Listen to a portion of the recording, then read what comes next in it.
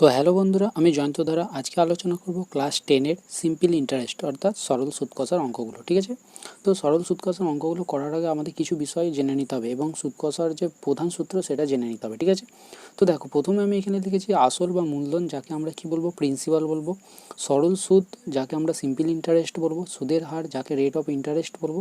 And সময়, যাকে time বলবো। ঠিক আছে, তো এখানে আমাদের প্রথম জানতে হবে এই মূলধন কি, সরল সুদ কি এবং সুদের হার কি। ঠিক আছে, ধরো এখানে বিষয়টা ভালো করে জানতে হবে। সুদ কষার অঙ্কটা কি, ধরো তোমরা সকলে ব্যাংকের মধ্যে লেনদেন করেছো বা করে থাকে তোমার বাড়ির লোক। ঠিক আছে, তো তারা কিভাবে কি করে দেখো, ব্যাংকে ধরো ধরো তোমার বাড়ির লোক, ধরো তোমার বাবা। ঠিক আছে, তোমার বাবা কি করলো, ব্যাংকে কি করলো, 800 টাকা জমা দিয়ে এলো। ঠিক আছে, তাহলে প্রথম কত টাকা জমা দিয়েছে সে, ব্যাংকে তোমার বাবা 800 টাকা জমা দিয়েছে। ঠিক আছে, তো 800 টাকা জমা দিয়েছে কত বছরের জন্য, তোমার বাবা ঠিক করলো যে আমি এই 800 টাকাটা দিলাম 1 বছরের জন্য। ঠিক আছে, তো 1 বছরের জন্য তোমার বাবা কি করলো, এই 1 বছরের জন্য 800 টাকা জমা রেখেছে। ঠিক আছে, এবং কি করলো, এই 1 বছর পর তোমার বাবা কি করলো, এই 800 টাকাটাকে ব্যাংকে থেকে উইথড্রতে তুলে নিতে গেল। ঠিক আছে, তখন গিয়ে দেখলো কত টাকা দিচ্ছে ব্যাংক, তখন গিয়ে দেখলো তোমার বাবাকে ব্যাংক দিচ্ছে 832 টাকা। ঠিক আছে, এখানে দেখো একটা জিনিস খেয়াল করো, এখানে কি খেয়াল করো, আগে তোমার বাবা দিয়েছিল 800 টাকা, কিন্তু পরবর্তীকালে সেই টাকাটা 1 বছর পর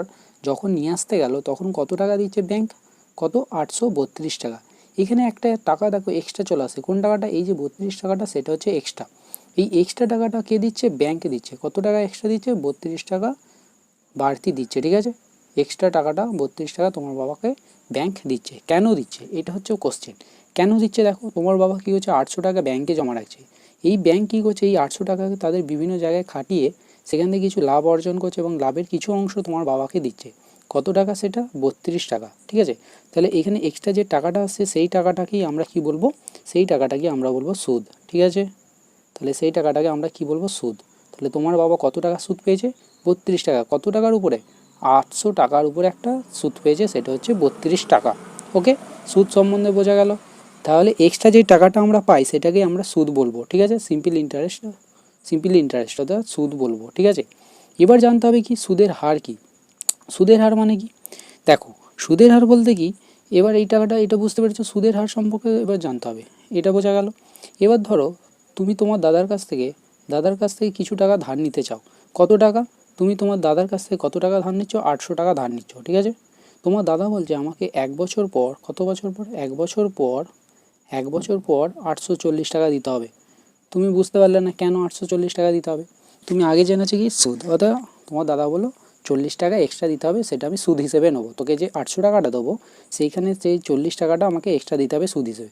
তুমি রাজি হয়ে গেলে, কিন্তু বুঝতেই পারলে না যে সে কত পার। এবার জানতে হবে, তোমার দাদাকে জিজ্ঞেস করলে সুদ এই 40 টাকাটা কী করে হচ্ছে রে, তখন তোমার দাদা বললো আমি এটা 5% সরল সুদের হারে নিচ্ছি। কত পার্সেন্ট সরল সুদের হার, কত পার্সেন্ট, 5% সরল সুদের হারে আমি টাকা নিচ্ছি। তোমার দাদা ভালোই জ্ঞান আছে এই টাকা লেনদেনের ব্যাপারে, তাই জন্য সে 5% সুদ বলে দিল। ঠিক আছে, বলছে 5% সরল সুদের আমি এই টাকাটা তোকে দিচ্ছি এবং 1 বছর পর আমি 840 টাকা নেবো। এবার জানতে হবে, প্রথম কোশ্চেন হচ্ছে এই সুদের হার অর্থাৎ 5%টা কী বা সুদের হার কী, রেট অফ ইন্টারেস্ট কী, কী বললাম, রেট অফ ইন্টারেস্টটা কী। ওকে, কী বললাম, রেট অফ ইন্টারেস্টটা কী, সেটা তোমাকে এবার জানতে হবে। রেট অফ ইন্টারেস্ট মানে হচ্ছে এই যে 5%, এখানে যে লেখা আছে 5%, পার্সেন্টেজ মানে আমরা কি জানি, 100। তাহলে তোমার দাদা যদি তোমাকে 100 টাকা দিত, ধরো ধরো তোমার দাদা তোমাকে 100 টাকা দিয়েছে, এই 5% মানে কি, 100 টাকা দিলে তোমার কাছ থেকে সে 105 টাকা নেবে। তার মানে কি, এখানে দেখো কত টাকা এক্সট্রা পাচ্ছ, এখানে 5 টাকা এক্সট্রা পাচ্ছ। ঠিক আছে, এক্সট্রা পাচ্ছ, তাহলে এক্সট্রা তোমাকে 5 টাকা বেশি দিতে হচ্ছে। তাহলে 5% মানে কি, 100 টাকা নিলে 5 টাকা এক্সট্রা দিতে হচ্ছে, কিন্তু তুমি নিচ্ছ এখানে কত টাকা, 800 টাকা। তাহলে তুমি এবার 800 টাকায় কত টাকা হচ্ছে, ও তোমার দাদা আগেই হিসেব করে নিচ্ছে যে 40 টাকা হবে, তাই জন্য সে বলে দিয়েছে 840 টাকা। তুমি যদি এইভাবে দেখতে যাও, তাহলে 100 প্লাস এখানেও 100 প্লাস 100, 800 টাকাটাকে তুমি ভেঙে দেখে নিচ্ছ হিসেব করার জন্য, 100 প্লাস 100, 100 প্লাস 100 প্লাস 100, 1 2 3 4 5 6 7 8, 800 টাকা। এবার প্রত্যেকটাতে তুমি কত টাকা করে এক্সট্রা দিচ্ছ, 5 টাকা, এখানেও 5 টাকা, এখানেও 5 টাকা এক্সট্রা দিচ্ছ, এখানেও 5 টাকা এক্সট্রা, এখানেও 5 টাকা, এখানেও 5 টাকা, এখানেও 5 টাকা দিচ্ছ, এখানেও 5 টাকা দিচ্ছ। তাহলে মোট কত টাকা দিচ্ছ, দেখো মোট কত টাকা হয়ে গেল, 40 টাকা এক্সট্রা দিচ্ছ। তাহলে এই যে 40 টাকাটা কি 5% সরল সুদের হারে, তবে তুমি এই 800 টাকায় 840 টাকা দিচ্ছ। তাহলে সুদের হারটা বোঝা গেল। সুদের হার মানে হচ্ছে তুমি যদি 100 টাকা নাও, 100 টাকায় সে তোমাকে 5 টাকা বেশি দিতে হবে। তাহলে রেট অফ ইন্টারেস্টটা মানে কি, সুদের হার মানে কি 100 টাকায় অত টাকা দিতে হবে। কিন্তু তুমি তো 100 টাকা নাওনি, তুমি নিয়েছো কত 800 টাকা। তাহলে 800 টাকায় রেট অফ ইন্টারেস্ট ওদের সুদের হার কত হচ্ছে, সুদের হার যদি 5% হয় তাহলে সুদ সমেত হচ্ছে কত, তাহলে 40 টাকা সুদ হচ্ছে। ঠিক আছে, তাহলে বোঝা গেল সুদের হার কাকে বলে। সুদের হার মানে হচ্ছে 100 টাকা যদি নিতাম তাহলে কত টাকা তাকে এক্সট্রা দিতে হতো সেটা। এবার তুমি এইভাবে অ্যামাউন্টটা বার করতে পারবে যেমনই টাকা। তো এইটা বার করার আগে তোমাকে এই যে সুদের হার, এখানে যে মূলধন, সুদ, সরল সুদ, সুদের হার এবং সময়, এদের মধ্যে একটা রিলেশন আছে যেটা সরল সুদ কষা অঙ্কের প্রধান সূত্র। সেটা কি, সেটা হচ্ছে I is equal to PTR by 100। ওকে, তাহলে প্রথম সূত্র হচ্ছে কি I is equal to PTR by 100। তার মানে কি, সুদ সমান আসল গুণিতক সময় গুণিতক সুদের হার, ওকে, বাই কত 100। ওকে, এটা হলো প্রথম সূত্র। এই সূত্রটা থেকেই তুমি সমস্ত কিছু সুদে কোনো টাকা যাই দেবে সেই টাকাটা তুমি সুদ বার করতে পারবে। যেমন দেখো প্রথম উদাহরণটা আমি কী বলেছিলাম, তোমার দাদার কাছ থেকে কত টাকা সুদ নিয়েছো, তাহলে পি অর্থাৎ প্রিন্সিপাল কত ছিল, এইখানটা দেখায় প্রিন্সিপাল কত ছিল 800 টাকা। ওকে, ঠিক আছে। এবার হচ্ছে সুদের হার বলে দিয়েছিল তোমার দাদা, কত করে বলেছিল 5% সরল সুদের হারে। তুমি এবার হিসেব করছো যে সত্যি কি 40 টাকা হচ্ছে, সেটা তুমি হিসেব করে বার করে নিচ্ছ। ঠিক আছে, টাইম টি সমান কত বছরের জন্য, 1 বছরের জন্য রেখেছিলে। তাহলে এখান থেকে সুদ কত হচ্ছে তুমি এখান থেকে বার করে নাও। ঠিক আছে, তাহলে আই সমান আমরা যদি বসাই তাহলে পি হচ্ছে 800, আর সমান কত, টি সমান কত 1 বছর, আর সমান 5, আর নিচে কত হচ্ছে 100। ঠিক আছে, সূত্রটা মিলল। এখানে বসিয়ে দেখে নিচ্ছি, তাহলে 0 0 ক্যান্সেল, 5 কত 40। তাহলে দেখতে পাচ্ছ সুদটা তোমার ঠিকই বেরিয়েছে, তাহলে তোমার দাদা হিসেব ঠিকই নিয়েছে। তাহলে এটা হলো সুদ বার করার নিয়ম। এবার দেখো এখানে সুদ সমান PTR বাই 100, এই রিলেশানটা থেকে আমি সমস্ত কিছু বার করতে পারবো। যখনই কি ধরো মূলধন বার করতে দিল সেটাও বার করতে পারবো, টাইম বার করতে দিলে সেটাও পারবো, আর এর মান বার করতে দিলে সেটাও পারবো। কীভাবে, এটা হচ্ছে রিলেশানটা দেখো, যখন পি বার করতে দিলে অর্থাৎ আসল কত টাকা জমা দিয়েছিল সেটা বার করতে দিলে, এটা সূত্র হচ্ছে I into 100 by T into R. ঠিক আছে, এটা হলো পি এর সাথে সম্পর্ক, আসলের সাথে সম্পর্ক। ওকে, এবার বললো টি এর মান বার করতে, টি এর মানটা কী হবে I into 100 by P into R. এইখান থেকে আমরা কি টি বার করে নিতে পারবো, টাইমটা বার করে নিতে পারবো। সেমভাবে আর এর মানটাও আমরা এখান থেকে বার করে নিতে পারবো। আর সমান সুদের হার কী হবে I into 100 by P into T. এটা হচ্ছে আর বার করার নিয়ম। তো এই কটা ব্যাস, এই কটা নিয়ম তোমাদের ভালো করে মনে রাখতে হবে, তাহলে কী হবে সুদ কষার অঙ্কগুলো খুব সহজভাবে করে নিতে পারবে। ঠিক আছে, তো নেক্সট আরেকটা দুটো স্টেপ দেখে নিই কী কী বিষয়ে আর জানতে হবে আমাদের। তো এবার ধরো সময় অর্থাৎ টি এর মানটা কিসে দিয়েছে, মাসে হিসেব করে দিয়েছে। বলেছে যে প্রথম অর্থাৎ জানুয়ারি মাসের 1 তারিখ থেকে টাকাটা 8ই আগস্ট অবধি ছিল। তো এই ক্ষেত্রে আমাদের কিভাবে হিসেব করতে হবে, দেখো আমরা টাইমটা সবসময় কী করবো বছরে কাউন্ট করে নেবো। ঠিক আছে, কত বছরের জন্য রেখেছে সেটা বার করে নেবো। তো এইখানে আমাদের জানতে হবে যে 1 জানুয়ারি থেকে 8ই আগস্ট পর্যন্ত কত দিন হচ্ছে, দিন থেকে আমাদের কিসে যেতে হবে, কিসে যেতে হবে, সেখান থেকে আমাদের বছরে যেতে হবে। ঠিক আছে, তো এই হিসেবটা কেন করলাম, আমরা সবসময় কী করব সুদের হার অর্থাৎ টাইমটা যেটা দেওয়া থাকবে সেটা সবসময় বছরে কাউন্ট করব। তাহলে জানুয়ারি মাস থেকে 8ই আগস্ট যেটা আছে সেটা আমরা হিসেব করে নিই। তো প্রথমে আমাকে জানতে হবে প্রত্যেকটা মাস কত দিন করে হয় সেটা জেনে নিতে হবে। জানুয়ারি মাস কত দিন, 31 দিন। তারপর কত আছে জানুয়ারি ফেব্রুয়ারি 28 দিন, তারপর কত মার্চ মাস হচ্ছে 31 দিন, এইভাবে হিসেব করতে হবে। তারপর এপ্রিল হচ্ছে 30, মে মানে হচ্ছে 31, তারপরে জুন মানে হচ্ছে 30, ওকে, তারপরে জুলাই মানে হচ্ছে 31, আর আগস্ট মানে এখানে দেখো 7 তারিখ অবধি দেওয়া আছে। ঠিক আছে, তাহলে এখানে একটা 1 জানুয়ারি থেকে এখানে কী আছে 8ই আগস্ট পর্যন্ত দেওয়া আছে। তাহলে আমাকে কী করতে হবে, এখানে আগস্ট মাসের কত দিন ধরতে হবে, 7 দিন ধরতে হবে। ঠিক আছে, 8ই আগস্ট পর্যন্ত জানুয়ারি মাসে একদিন নয় এখানে ধরতে হবে। ঠিক আছে, মোট সময় বের করার সময় কী করতে হবে, দেখো জানুয়ারি মাস থেকে 8ই আগস্ট পর্যন্ত সময় জানুয়ারি মাসে একদিন হয়তো আগস্ট মাসে একদিন কম হবে। ঠিক আছে, এটা মনে রাখবে, কারণ যেই দিনটা এক্সট্রা ধরে নেবো সেই দিনটা যে কোনো দিন থেকে বাদ দেবে। ধরো 1 তারিখ থেকে জানুয়ারি মাসে ধরে নিচ্ছি, তাহলে 8ই আগস্ট থেকে একদিন বাদ, বা এদিক থেকে একদিন বাদ দিলে এদিকে একদিন যোগ হয়ে 8ই আগস্ট ধরতে পারবো। সেম হিসাবে আমরা এখানে যেহেতু জানুয়ারি মাসে প্রত্যেকটা দিনকেই ধরে নিয়েছি অর্থাৎ 31 দিন ধরে নিয়েছি, তাই জন্য আমরা আগস্ট মাসকে কত দিন ধরবো, 7 দিন ধরবো। ঠিক আছে, তাহলে এখানে হবে 7। তাহলে টোটাল দিন কত হচ্ছে দেখো 219 দিন হচ্ছে, ঠিক আছে। তো 219 দিন তো আমরা জানি না, আমরা হিসেব করতে পারবো না, তো আমাদের কিসে করে নিতে হবে, এটাকে বছরে করে নিতে হবে। তাহলে এটাকে বছরে করতে গেলে, তাহলে 219 দিনকে বছরে করতে গেলে আমরা কি জানি, এক বছর সমান কত দিন, এক বছর সমান কত 365 দিন। তাহলে এক বছর সমান যদি 365 সমান দিন হয়, তাহলে একদিন সমান কত হবে, 1/365 এটা হবে। ওকে, তাহলে আমাকে এটা 219কে বার করতে গেলে 365 দিয়ে ভাগ করে দিতে হবে। যখন এটা ভাগ করবো এটা কিসে হয়ে যাবে, তখন বছরে হয়ে যাবে।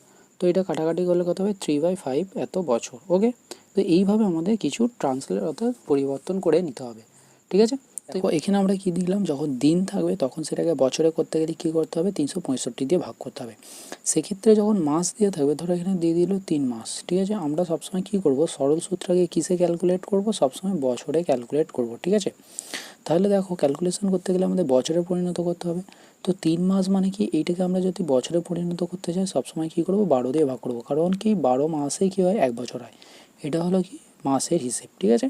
তো এটা হচ্ছে সেকেন্ড পদ্ধতি। যা প্রথম হচ্ছে কি, যখন দিন থাকবে সেই দিনটাকে আমরা বছরে পরিণত করলে 365 দিয়ে ভাগ করবো, আর যখন মাস থাকবে সেটাকে বছরে পরিণত করতে গেলে 12 দিয়ে ভাগ করবো, ঠিক আছে। তো বোঝা গেল, আশা করি এইটুকু বুঝতে পেরেছো। তো চলো বেশি দেরি না করে আমরা কোশ্চেনগুলো একে একে করতে শুরু করি, ঠিক আছে। তো প্রথম কোশ্চেনটা কী বলেছে দেখো, তো প্রথম কোশ্চেনটা কী বলেছে, দুই বন্ধু একসঙ্গে একটা ছোট ব্যবসা চালাবার জন্য বার্ষিক 12% সরল সুদের একটা ব্যাংক থেকে 15,000 টাকা ধার নিলেন। 4 বছর পর ওই টাকার জন্য তাদের কত টাকা সুদ দিতে হবে হিসেব করে লিখি। তাহলে কী করেছে, ব্যাংক থেকে কত হাজার টাকা ধার নিয়েছে, 15,000 টাকা ধার নিয়েছে, ঠিক আছে। তাহলে আসলটা পেয়ে গেছি। এবং কত পার্সেন্ট সরল সুদের হারে ধার নিয়েছে, 12% সরল সুদের হারে। এবং কত বছরের জন্য ধার নিয়েছে, 4 বছরের জন্য। এবার জানতে চাইছে যে কত টাকা সুদ তাদের দিতে হবে। ওকে, তাহলে কী করব, কত টাকা সুদ, তাদের সুদের সূত্র কি আমরা জানি। এখানে আসল কী কী দিয়েছে সেটা আমরা লিখে নিই। তো ফার্স্ট কোশ্চেনটা কী বলেছে, 1 নম্বর কোশ্চেনটা কী বলেছে, আসল সমান দিয়ে দিয়েছে, আসল কত টাকা নিয়েছিল, অর্থাৎ যাকে আমরা প্রিন্সিপাল বা যাকে আমরা ডিনোট করবো পি দিয়ে, 15,000 টাকা, ঠিক আছে। তাহলে কত টাকা নিয়েছে, 15,000 টাকা, ঠিক আছে। সুদের হার বলে দিয়েছে, কত পার্সেন্ট করে সুদের হার, বলে সুদের হার কত, হারের মান এখানে দিয়ে দিয়েছে কত, 12% সরল সুদের হারে তারা টাকাটা নিয়েছে। এবার বলছে সময়টা দেখো কত বছরের জন্য নিয়েছে, সময় টি সমান কত বছরের জন্য নিয়েছে, 4 বছর। ওকে, তাহলে আমাদের বার করতে হবে কি, আয়ের মানটা, ঠিক আছে। আয় সমান কি, সুদের মানটা বার করতে হবে, কত টাকা তাদের সুদ দিতে হবে। তাহলে সুদ বার করার সূত্রটা কি, আমরা জানি আয় সমান কি, PTR/100। তো এইখানে আমরা যার যার মান জানি সেইগুলো বসিয়ে দেবো। তাহলে পি এর মান কত, 15,000 টাকা, 15,000 বসিয়ে দিলাম। ওকে, তারপরে কী করতে হবে দেখো, 15,000 কত, টি হচ্ছে 4 বছরের জন্য, কত পার্সেন্ট সরল সুদে হলো, 12%, নিচে 100। তাহলে এখানে 0 0 কেটে গেল। তাহলে এখানে গুণ করবো, দেখো এটা কত হচ্ছে, 4×60, একটা 600 ইন্টু 12, 12কে 6 দিয়ে গুণ করো, 6×72 হয়, আর দুটো শূন্য বসে যাবে, ঠিক আছে। তাহলে এত টাকা। তাহলে সুদ সমান বা আয় সমান কত টাকা বেরোলো, 7,200 টাকা তাকে সুদ দিতে হবে। তাহলে প্রথম উত্তরটা হয়ে গেল, ঠিক আছে। দ্বিতীয় অঙ্কটা দেখো কি বলেছে, দ্বিতীয় অঙ্কটা বলেছে কি, 2005 সালে 1 জানুয়ারি থেকে 27 মে পর্যন্ত বার্ষিক 6% সরল সুদের হারে 2,000 টাকার সুদ কত হবে হিসেব করে লিখি। এবার দেখো প্রথমে একটা নিয়ম দেখিয়েছিলাম দিনের, যখন দেখাচ্ছিলাম সেই ক্ষেত্রে দেখো এখানে কী বলছে, 1 জানুয়ারি থেকে 27 তারিখ অবধি দিয়েছে মে মাসে। তো আমরা এটাকে জানুয়ারি মাসটিকে পুরো মাস ধরলে তাহলে 31-এ ধরবো, তখন তাহলে মে মাসে কিন্তু একদিন কমে যাবে, অর্থাৎ 26 দিন অবধি আমরা কাউন্ট করব, ঠিক আছে। তাহলে টোটাল কত দিন হচ্ছে সেটা দেখে নেবো। এখানে সুদের হার কত, 6% করে, কত টাকা নিয়েছে, 2,000 টাকা। এবার জানতে চেয়েছে কি সুদ কত হবে হিসেব করে লিখি। তাহলে আমরা এখান থেকে লিখে নিই যা যা দিয়েছে। তাহলে এখানে দেখো 2-এর অঙ্কটা কী বলেছে, 2-এর অঙ্কটা আগে সময়টা ক্যালকুলেট করে নিই। সময় কি বলেছে, টি এর মানটা কি, 1 জানুয়ারি থেকে, ঠিক আছে, জানুয়ারি থেকে কি বলেছে আপ টু কত, 27 মে। তাহলে এখানে টোটাল দিন যদি আমরা হিসেব করি, তাহলে জানুয়ারি মাস কত দিন, 31, ফেব্রুয়ারি মাস এখানে কত দিন হবে, 28 দিন, কারণ 2005 সাল বলেছে, ঠিক আছে। তারপরে কত আছে, 31 দিন, তারপরে কত হবে, 30 দিন, 27 দিনটা কত দিন হবে, 26 দিন আমরা কাউন্ট করবো, কারণ কি জানুয়ারি মাসটাকে টোটাল 31 দিন ধরেছি। তাহলে টোটাল কত দিন হচ্ছে, 146 দিন হচ্ছে, ঠিক আছে। তো এই দিনটাকে আমরা কি বলবো, বছরে পরিণত করে 146 কত লিখবো, 365 লিখে দেবো। তাহলে এটা কী হয়ে গেলো, বছর। ওকে, তাহলে আমরা টাইমটা পেয়ে গেলাম। এরপরে কী করবো দেখো, এরপরে আমাদের কী করতে হবে, এরপরে আমাদের এখানে লিখতে হবে আসলটা কত, আসলটা তারপরে লিখছি, আসল সমান কত দিয়ে দিয়েছে, পি সমান 2000 টাকা দিয়েছে, ঠিক আছে। সুদের হার, ওদের সুদের হার দিয়েছে কত, সুদের হার দিয়েছে, আর এর মান কত দিয়েছে, আর এর মান দিয়েছে কত পার্সেন্ট করে, কত, হ্যাঁ 6% করে দিয়েছে, ঠিক আছে। তাহলে এবার আমাদের আয়ের মানটা বার করতে হবে, সুদ কত, তাহলে সুদের সূত্র কি PTR/100। তো এখানে যা যা মান দিয়েছে সেগুলো বসা, পি এর মান কত 2000 টাকা, টি এর মানটা কত 146 কত 365 ইন্টু কত হবে 6% সরল সুদের হারে /100। ওকে, তো এখানে ক্যালকুলেশনটা করে নাও। তাহলে এখানে দেখো দুটো শূন্য আমি যদি কেটে দিই, এখানে দুটো শূন্য কেটে গেল, তাহলে পড়ে গেলো কত 20 ইন্টু 146 ইন্টু 6/365। ওকে, তো আমরা কী করবো, এটাকে কত দিয়ে কাটি, 5 দিয়ে কাটি, 5 4 20, 5 7 35, 5 3 15, 73 2 46। ওকে, তাহলে 4 2 8 ইন্টু 6, 8 6